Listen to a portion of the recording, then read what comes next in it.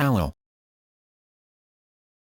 For disambiguation of alternate spelling, see Halal.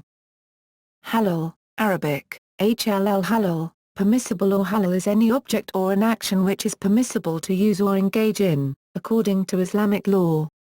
The term covers and designates not only food and drink but also all matters of daily life. The opposite of this word is haram. Generally in Islam, every object and action is considered permissible unless there is a prohibition of it in the Islamic scriptures. Clarification is given below in detail as to what is considered to be a permissible object or action in Islam, along with the exceptions. Food. Halal foods are foods that Muslims are allowed to eat or drink under Islamic Sharia. The criteria specify both what foods are allowed, and how the food must be prepared. The foods addressed are mostly types of meat and animal tissue. The most common example of non-halal, or haram, food is pork. While pork is the only meat that cannot be eaten by Muslims at all, due to historically, culturally, and religiously perceived hygienic concerns, foods other than pork can also be haram. The criteria for non-pork items include their source, the cause of the animal's death, and how it was processed. The food must come from a supplier that uses halal practices. Specifically, the slaughter must be performed by a Muslim, who must precede the slaughter by invoking the name of Allah, most commonly by saying Bismillah, in the name of God, and then 3 times Allahu Akbar, God is the greatest. Then, the animal must be slaughtered with a sharp knife by cutting the throat, windpipe and the blood vessels in the neck, causing the animal's death without cutting the spinal cord. Lastly, the blood from the veins must be drained. Muslims must also ensure that all foods, particularly processed foods, as well as non-food items like cosmetics and pharmaceuticals, are halal. Frequently, these products contain animal byproducts or other ingredients that are not permissible for Muslims to eat or use on their bodies. Explicitly forbidden. A variety of substances are considered as harmful, haram, for humans to consume and, therefore, forbidden as per various Quranic verses. Pork, animals slaughtered in the name of anyone but Allah. All that has been dedicated or offered in sacrifice to an idolatrous altar or saint or a person considered to be divine, carrion, carcasses of dead animals, an animal that has been strangled, beaten, to death, killed by a fall, gored, to death, or savaged by a beast of prey, unless finished off by a human, blood, food over which Allah's name is not pronounced, alcoholic beverages. These verses also have information regarding halal foods, 2-173, 5-5, and 6-118-119, 121. Meat from Christians and Jews. In Surah 5:5 of the Quran, it is written, "The food of the people of the book is lawful for you as your food is lawful for them." Interpretation of this verse cannot and should not be oversimplified to include any food of the people of the book as lawful for the Muslims. Just as pork offered by a Christian cannot be lawful for the Muslims, similarly seafood offered by a Muslim cannot be lawful for a Jew. Thus the lawful food prescribed for the people of the book is lawful for the Muslims, subject to the express restrictions set up in v. 3 above and reiterated in 6-145 and 16-115, particularly about mentioning Allah's name at the time of slaughtering. The word ta'am is the verbal noun of the root ta'ama, lit to eat, to feed, meaning food, including crops, fruits, meat, vegetables, etc. Since the permitted and prohibited food are connected to the manner an animal meat is prepared, evidently the word ta'am refers to animals slaughtered by the people of the book, provided that during the time of slaughtering Allah's name is invoked. 6-121. The requirement to invoke Allah's name is a must. In other words, the word ta'am refers to tabi'ah or meat.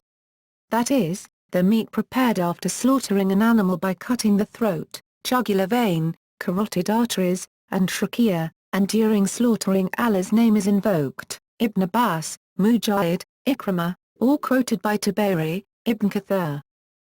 Some scholars from the Muslim world agree that this verse speaks about the Christians of Muhammad's time and say that Christian methods of slaughtering and consumption have drastically changed over time as the diet played lesser importance in the daily practice of Christians.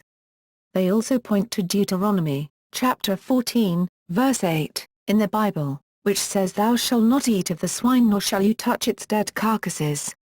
Pork and pork-related products, which are forbidden in Islam, are consumed by Christians and used widely in food and food products. The renowned Islamic scholar Abu Bakr Muhammad ibn al-Arabi held that because Christians are scripturists, God grants them a greater degree of respect than others who revere multiple divine beings. That respect is expressed through the permission of Christian meat, and therefore proclaimed. Kosher meats, which are consumed by Jews, are permitted to be eaten by Muslims. This is due to the similarity between both methods of slaughtering and the similar principles of kosher meat which are still observed by the observant Jews today. Exception if no halal is available. If there is absolutely no other halal food available and the Muslim is forced by necessity, then a Muslim is allowed to eat non-halal food. Dabya, method of slaughter. Tabaya or Dabihat is the prescribed method of slaughtering all meat sources, excluding fish and other sea life, per Islamic law. This method of slaughtering animals consists of using a well-sharpened knife to make a swift, deep incision that cuts the front of the throat, the carotid artery, windpipe, and jugular veins to cause the least amount of suffering to the animal. The head of an animal that is slaughtered using halal methods is aligned with the Qibla. In addition to the direction, permitted animals should be slaughtered upon utterance of the Islamic prayer in the name of God. Sex. According to Islamic law, sex is permissible and limited to between those who are married, between a man and his female wife and between a man and a female captive in wars. But female captive has to be lawfully married in front of witnesses before engaging in an intimate act. If she is still married at the time of the war and her husband is still alive, the owner can choose to release her or keep her. Killing. Generally, killing is not permissible without a legitimate cause and is considered as one of the major sins in Islam. However, there are cases where killing is regarded as permissible or lawful, halal, according to Islamic law. Animals. Generally, killing animals in Islam is permissible for two main reasons. To be eaten, to eliminate their danger, for example, a rabid dog. Muslims.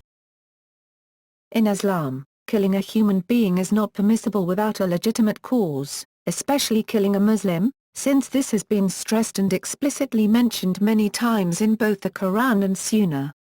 According to the Islamic law, the legitimate reasons that make a Muslim's blood, life, permissible and so could be killed, can be mainly categorized into two groups.